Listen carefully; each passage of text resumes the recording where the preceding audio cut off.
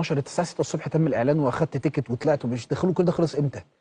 لا هو الفكره كلها ان اللعيبه كلها لما عرفت الخبر بعد العشاء امم هم راحوا قعدوا مع كابتن محمد رمضان راحوا قعدوا معاه 3 ساعات 3 ساعات. بالظبط.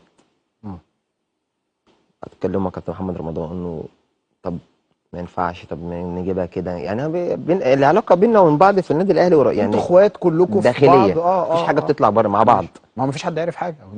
فمفيش اي حاجه. اه فاللعيبه كان مش عايزه تسيبني، ان انا يعني وقفوا معايا بصراحه، يعني ممكن موقف بالنسبه لي موقف تاريخي، لان فعلا يمكن انا ما غلطتش. امم الغلط الكبير ان انا اطرحها، امم بس طبعا انا تحت امر طبعا كابتن محمد رمضان، يعني من اقرب الشخصيات ليا بقى.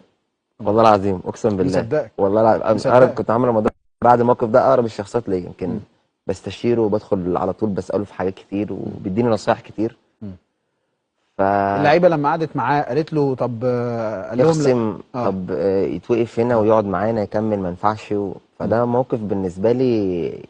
يمكن وانا ماشي كنت عمال اعيط، بتعيط. فاللعيبه كلها عايزه تنزل توصلني تحت الريسبشن بصراحه. اه فكلهم قاعدين، اللي قاعد كده واللي قاعد كده، هم مش مستوعبين الموقف. امم ف وانا بقى يمكن لما رجعوا بقى بعد ماتش امم الزمالك. الزمالك،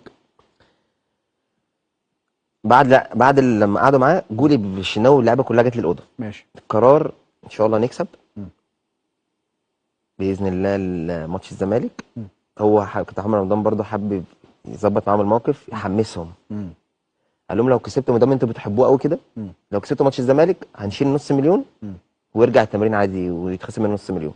امم فاللعيبه جت لي قالت لي كذا كذا، والله العظيم هنكسب وهنعمل ما تشيلش هم، ما تزعلش. فانا بقى طبعا خلاص خرجت بقى بعيط. مش شايف قدامك يعني.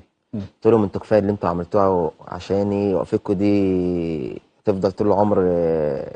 يمكن بقول لهم دايما ان الموقف ده بالنسبه لي لاي لعيب فيهم كلهم، هم عارفين ان هم بالنسبه لي وانا بالنسبه لهم ايه موقف، يعني هفضل طول عمري معاهم في اي حاجه. وبرضو على قد ما الموقف قاسي جدا، على قد برضو ما الكابتن محمد رمضان ذكي، لقاهم كلهم بيحبوك، هو عايز يكسب الماتش اللي جاي وعايز يكسبهم وعايز يكسبك.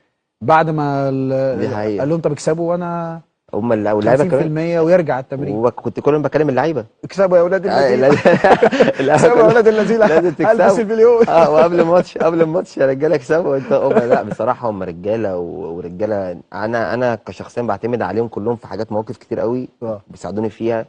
لا رجاله رجاله كل اللعيبه اللي في النادي الاهلي دي.